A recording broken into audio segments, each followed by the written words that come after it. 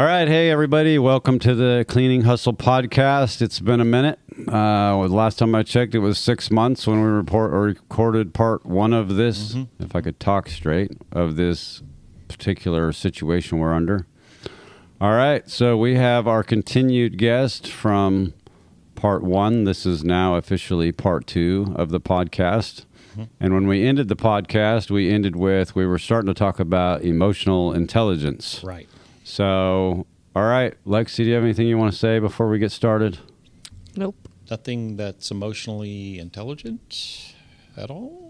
We could start talking about dealing with conflict with people that used to work here and started their own janitorial That companies. is a good start. How do we manage? Is today Matthew's going to have to do a lot of editing out of this. No, there's no editing. This is straight raw. Let's roll. Okay, so I think we wanted to actually shift and start talking about Patrick Lashoney's 6 working geniuses, which will somewhat tie into emotional intelligence, because I feel like if you kind of know what your working genius is, then it'll kind of help you, right? It's helped a lot in sales based on the fact that WE were mine, which is wonder, and well, before we go into that, why don't you go through each particular one? Actually, why don't you just start with what is the 6 working geniuses? Okay, so many years ago, I think we were struggling here with what we thought, and everybody would say it over, and I think people said the same thing. Oh my God, if you say culture one more time, I'm going to punch you in the face. I was like, well, that sounds like a culture problem. And luckily I didn't get punched in the face. So I read a book by Patrick Lashoney, and it was called The 6 Working Geniuses. And I found it very, very interesting because it's not really about the culture. It's about how we communicate and know our strengths and weaknesses and recognize others. So he's got 6 working geniuses. The first one, W, is wonder. Identifies the need for change, responds to an environment quickly, and you're energized by pondering and imagining what the possibilities are within wherever you're at or what you're going through. I think, and one of the ones I tested high for was wonder. Invention, I, is generating ideals and solutions, disrupting the status quo.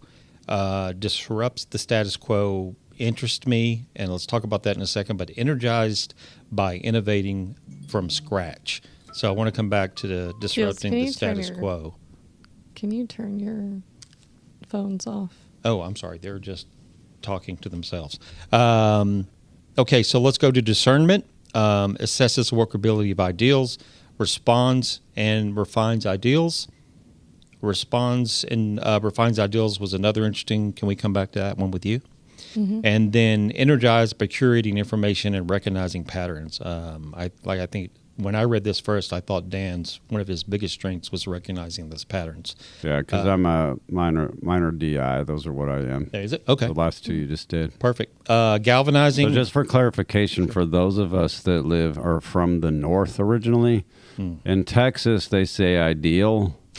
But it's really idea. Idea, because it's not an ideal situation, but it is a great idea. So just for clarification, if you're listening to this up north, it's just that little bit of Texas draw we got going on down here. Texas thing.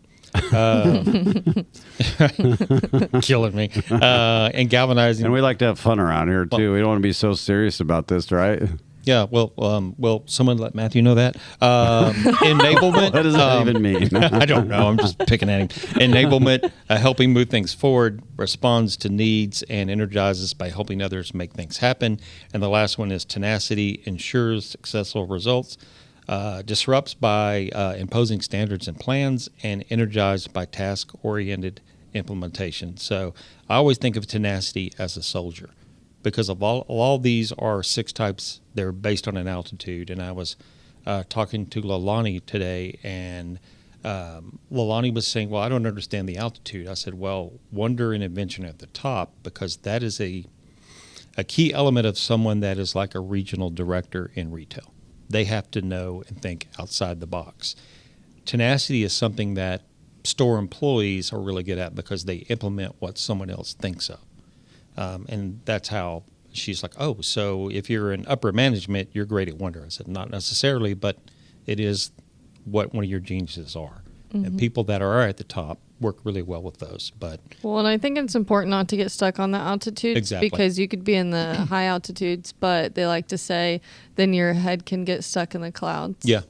And the big example of this was Johnny Santiago, who was the CEO of Blockbuster at the time, said when the guys came downtown here and they showed him the blue box and said, this is the future of rental. And people will come to these boxes, they'll put in their credit card, they'll rent the movie, and then the store employees can come get it and put the rentals back in and out of the machine to the store. He goes, that's the dumbest thing I've ever heard. And it became Netflix, which first was the red boxes, right? And then Netflix became completely online.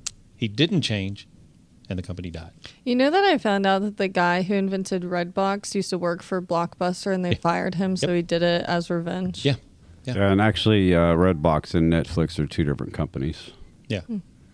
The Netflix actually went to them and wanted them to purchase them for like $50 million. Yeah. And they said, no, get out of our office. Yeah. I used to get very excited. I got to rent one movie a week, and then I'd wait for the little CD to come out. Yeah. The CD came in the mail. Yeah. No, Yeah. you got it at the box. I know, but we used to get them in the mail, you can get too. them in the mail. I'm too young Netflix for used to that. mail them to you. That was craziness. It's amazing how times have changed. So when I want to go back to invention real quick and talk to you about disrupting the status quo under invention. What does that mean to you?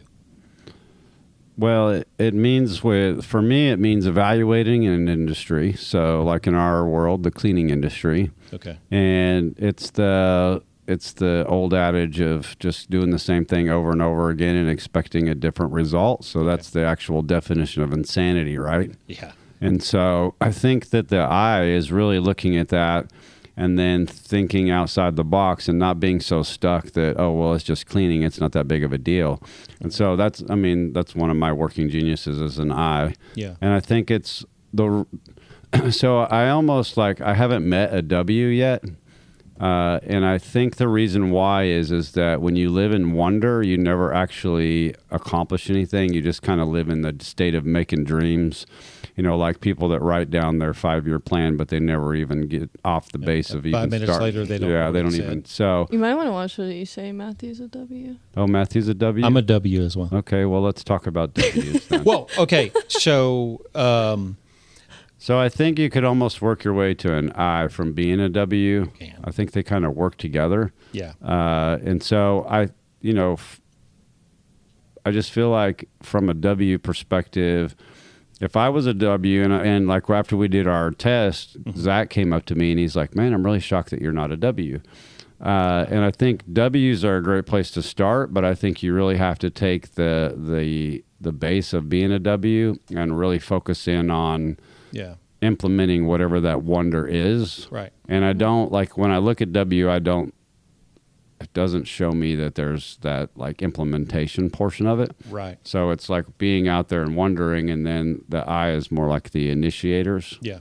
So But I actually believe that W's and I's could work really well together because if they bounce off of each other, then I'm not an I.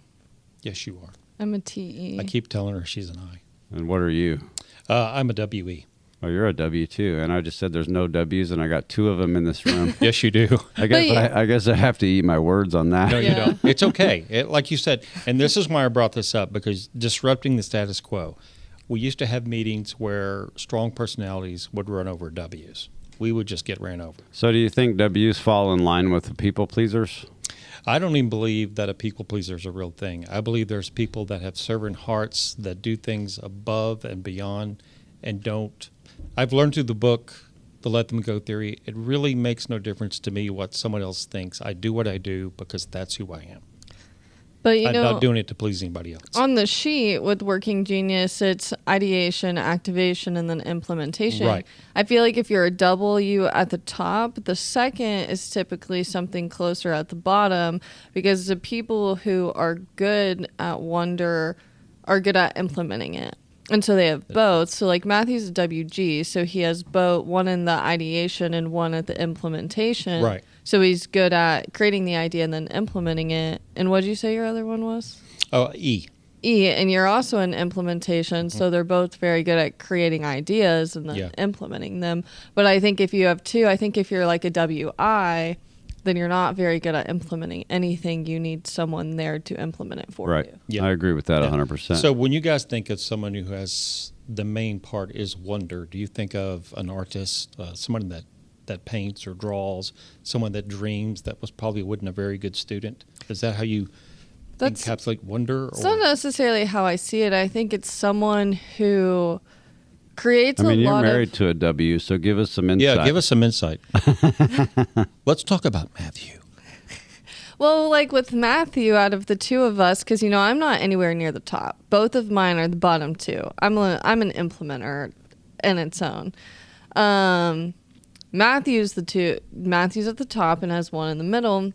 And with him, he's typically the one that, I want to say, comes up with the ideas. He's very idea-driven, very statistics-driven, very data-driven, and I think that's where the W comes from. I think with the W, you're getting someone who has a lot of ideas and a lot of ideas on how to implement the idea. Okay. So for him, like he's the advice giver. He's the, hey, let's do this instead of this type of person. And so that's really where he thrives, is thinking of ideas, but also thinking of about 10 different avenues of ways to implement that idea. Yeah, he does seem to come up with a lot of good ideas, but where I see is, and we can move forward to frustrations, is when his idea is not heard at all. I mean, we should have just put him at the table today. That's true. I know. I didn't know we were going to talk about phone, bro. We don't have another headset over we don't here. have any more. Once again, it's more fun to just sit here and talk about him and watch his facial expression. For anyone not watching, he is behind the camera. He's laughing a lot. So where do you guys think, and in the book he talks about this, how do you think an apathetic person and an empathetic person makes this, how does it affect the disruptive and responsive part too? Well, I think this is the Working Genius test. I think it's really good for people to take outside of business. Like you and your partner take it, you and your friends take it, because when we took this, Matthew and I were complete opposites. His number one working frustration is my number one genius. That's funny. And vice versa. Okay. And so I think it really shows where you could help other people and where they can help you, and kind of how things align. And so like when we took it and we got our results back, I was like, well, this really makes sense on why we work so well. It's because you're good at everything I'm not good at, and I'm good at everything you're not good at. So it balances out. But I mean, even at work in teams, this is why we took it. All three of us on the sales team here are something different, which means we can each bring something different to the table and help each other out. And that's really what this test is designed for. Yeah. What are the strengths I can bring to the team, and where do I need help? Oh, well, my worst one is D. And so like his best one is D. So it's like, if I need something in that avenue, I know I need to go to him. Right. Yeah. And I think that's the key is, really understanding your coworkers and being able to, when you have a specific thing, like they talk about, if you're up at the high end, like I am the D and an I, when it gets down to implementing and executing and working all of that, then I have to pull the team members that are stronger in those areas to be able to help. Because, us on the top with the W's and the D's and the I's, we're really good at the wonder, we're really good at the vision, we're really good at thinking outside the box, but then not so much are we good at implementing, crossing the line, getting down into the weeds. I get bored out of my mind if I'm down in the weeds. But that's where my two are.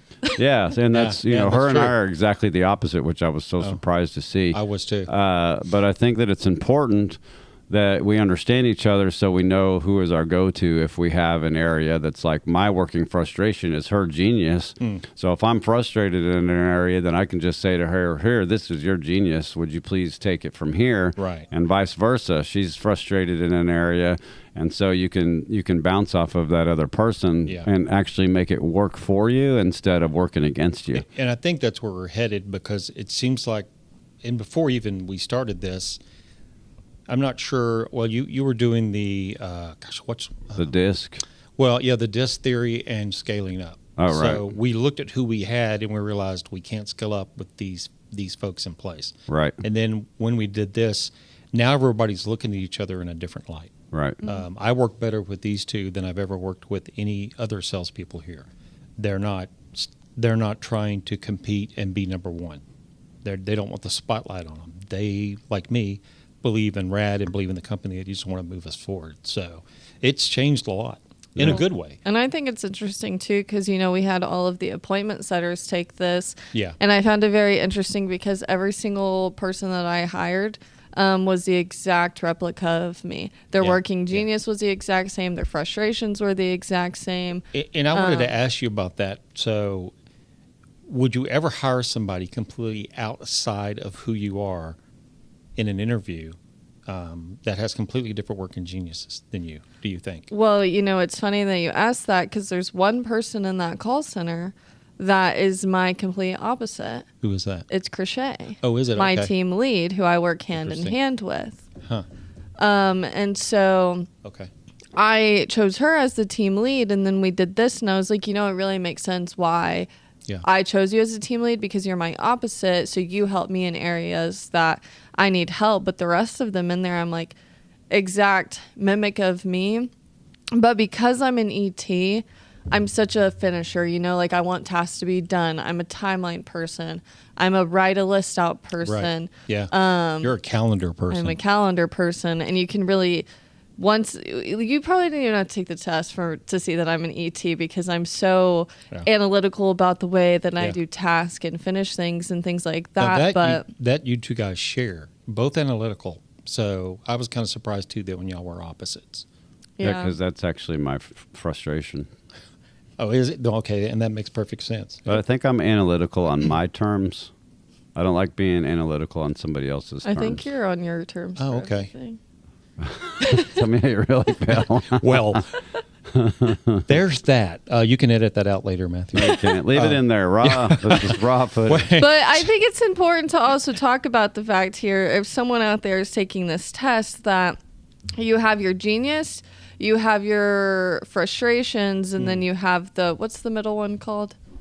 Your competency. Your Yeah, your competency. competence. Your working competency. But it's not a rank of, I'm good at these two and I'm awful at these two. It's what you're best at to what you're least best at. So my worst one is D. That doesn't mean I'm awful at D. It just means out of all of them, that's the one I have a little percentage in. So where do you think increasing your D, where could you do that? Where could you increase discernment? Read me the description under that. Okay. Assessing workability of ideals, responding to and taking an idea and refining it. I'm learning. Energizing and curating information and recognizing those patterns.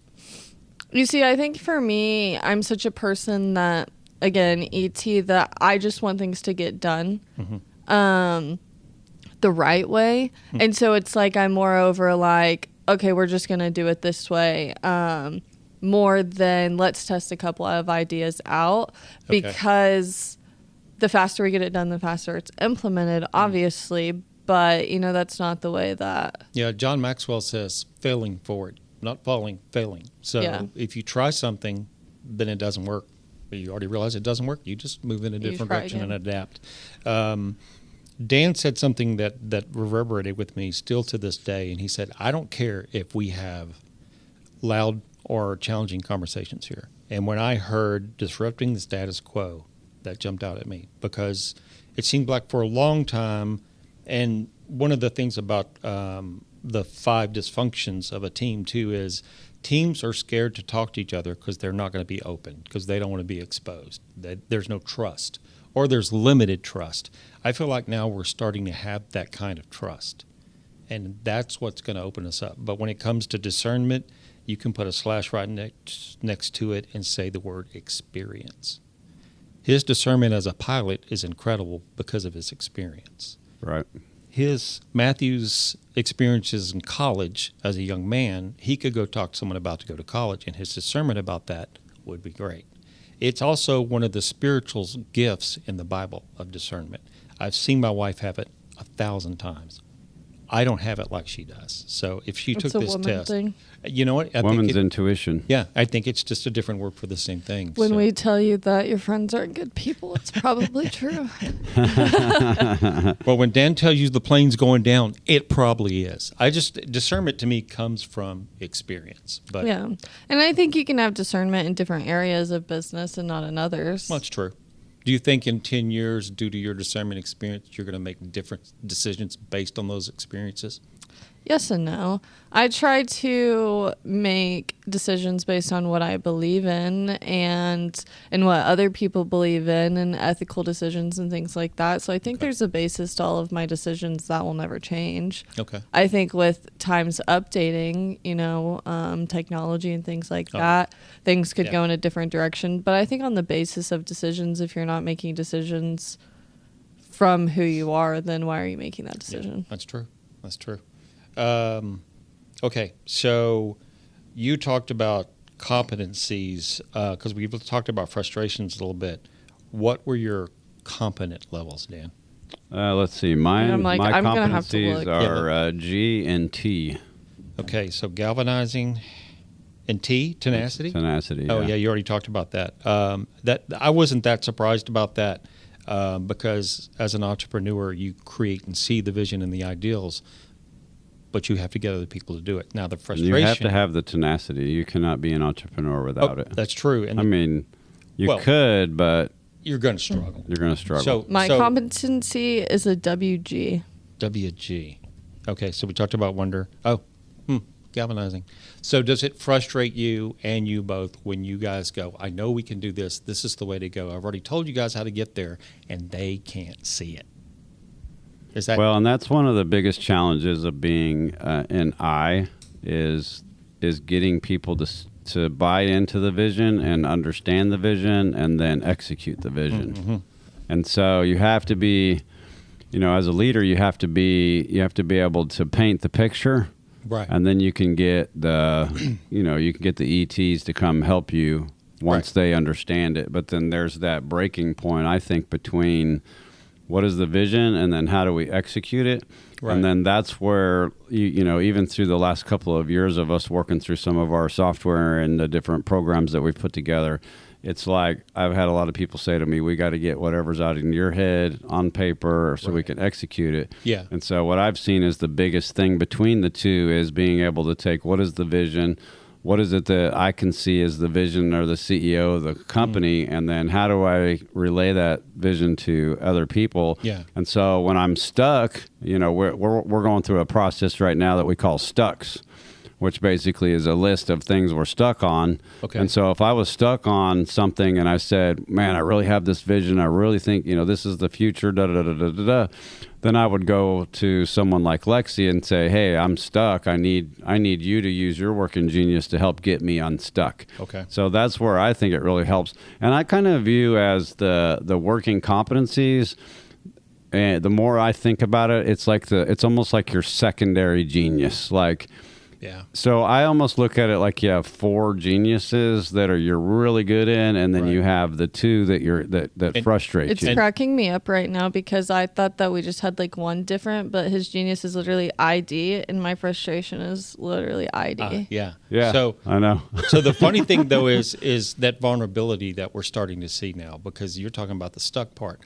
The way people would used to it is they would hide their weaknesses, and they wouldn't want you to know, because if you know, then you may go share it with the boss. Well, and I can't get promoted. I'm glad you said that, because I can't tell you how many people that work for our team that were even scared to do this test. Right. Because it does put you in a vulnerable state. It does. The thing you have to know about the test is there's no right or wrong. It's just understanding. Right. Mm-hmm. And that's the key is, I now understand Matthew is a W. So if I'm working on vision, and I really want to get that even higher view than where I'm at, then I can pull Matthew into that, and I could say, hey, I need some extra vision in this area, or I need your extra, because the dreaming portion of business to me is key. You got to have dreamers in business. You got to have people that are looking beyond the status quo. Right. And so now I know, okay, well, Matthew's a W, you're a W. I could sit down with you 2 guys and say, look, this is where the base of my dream is at, but I want you guys to think bigger.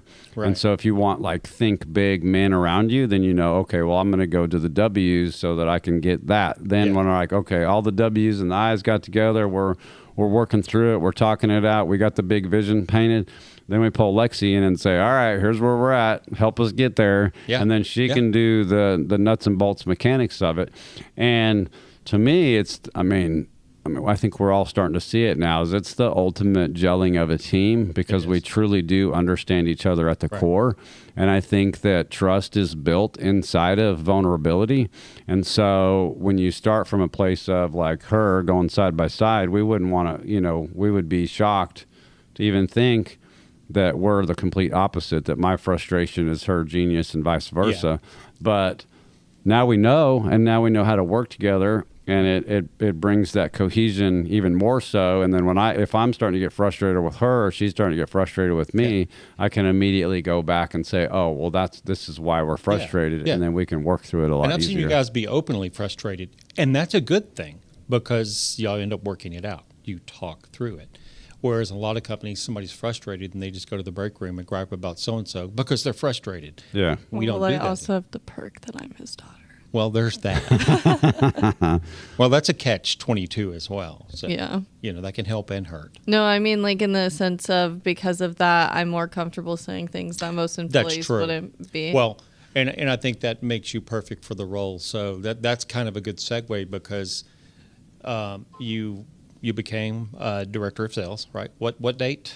Town hall? Yeah, it was basically town hall. Okay, January so 15th. town hall. And even before that, I saw growth. But talk about where you're at and how that's been so far. Well, we're about low on time here, but I think that's probably a secondary episode to go into. But I mean, Part 3.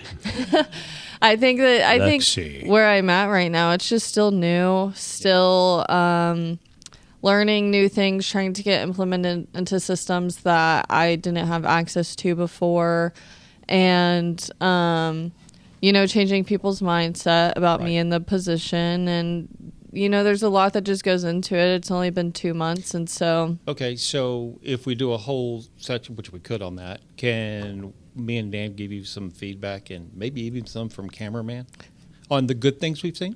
Yeah. Okay. I mean, I would be open to that, especially with, I think it would be good to have Matthew sitting in a seat in front of the camera because y'all are on the team. Yeah. And he has the different viewpoint as he's also married to me. So he gets the after hours version. Yeah. No violence involved.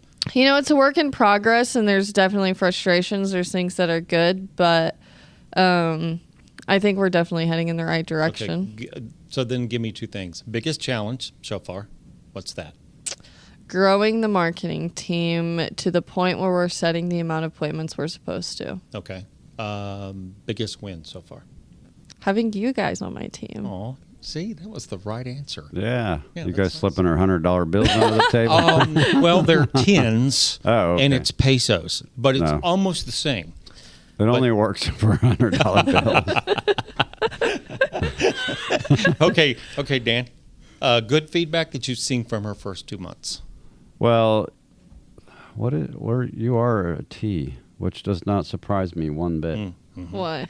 Because I think the thing that I've seen the most from her becoming director of sales is the tenacity. Yeah. And I think really it's the tenacity that got her into that role because she had to fight so much to get there.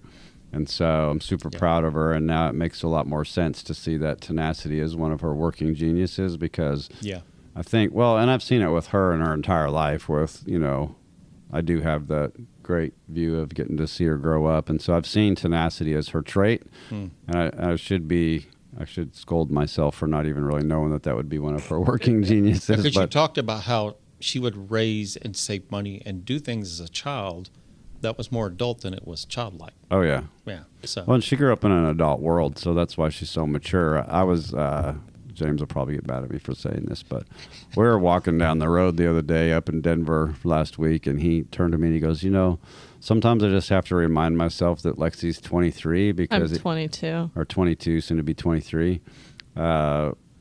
because he goes, she's so mature, I just forget. Yeah. You know, as she's I do. like, Yeah. you know, she doesn't. So, no, I'm really proud of her. She's done a great job, and the sky's the limit on the direction she's going to go. And, True. you know, she's got her right-hand man over there, and he's doing a fabulous job. And, He is. you know, they make a great team. They really do. Yeah.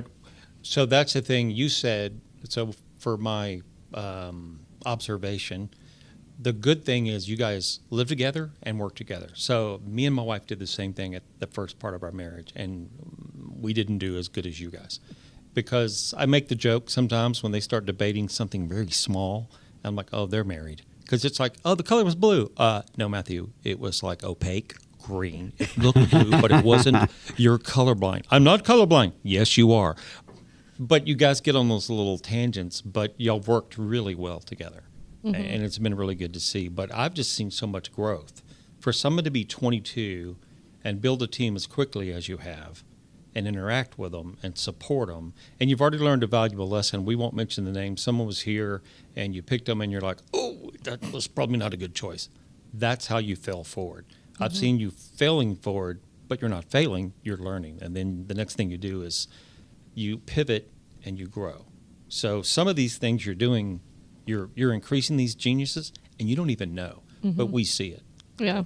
Now I'm thinking about the tea. I'm just sitting here. I'm kind of like, I'm dwelling on the tea right now. But, you know, I was thinking the tea is almost a must quality for a telemarketing person. So it's not surprising that you have so many teas on your team, because you'd have to have tenacity to just sit on the phone and grind that out all day long. That's every true. day. I think every single one of them has a T in their genius. Yeah. They And do. that makes sense. It's almost like that should be a qualifier if you're going to be on the marketing team, because you have to have that Do you have tenacity. a T? And well, I showed him, and we looked across, and everybody's frustrations, and there were W's all the way down the side. So everybody is frustrated with someone else that says something but can't put any action behind it. Mm-hmm. It just drives them or gets them off topic. Yeah. And I think, you know, I don't know, but I know like with the DISC assessments that those, I feel like you evolve over time. You do. So I think if you take the Working Genius test 5 years from now, you might have a different result just based on. I've never taken the DISC test. Well, you should try it just for fun. And there's a book based on the DISC test called Surrounded by Idiots, which you're not surrounded by idiots. You're surrounded by people that communicate completely different than you do. Yeah. So you think they're an idiot because they can't get what you're trying to say. Yeah. So let's wrap it up here. Let's tell everybody where they can, I guess they can go online and take the Working Genius test. Yeah, it's like workinggenius.com. And then they can buy the book. They can watch a lot of videos on it, but I do recommend that everybody take it, especially if you're trying to build out teams. Yeah. And it also gives you great insight on who you are as an individual, and will bring a lot of clarity to that. Yeah. So, yeah, good episode. I guess our next episode is going to be Part 3. part 3 with Matthew, Lexi, and Keels. Yay. Yeah. And I'll sit over there and run the cameras. How about that? Oh, gosh. Oh, Lord. Things may go astray. I'm just going to tell you. There's a lot of W's here. I don't know how many work topics. Or that, or we're going to have to train someone else to do that, so we can get Matthew on this podcast more often. That's a good idea. We'll train one of the marketers. Oh. That's it. He'll be ready. All right, All right. everybody. Well, thanks for watching this episode, and we will see you on the next one.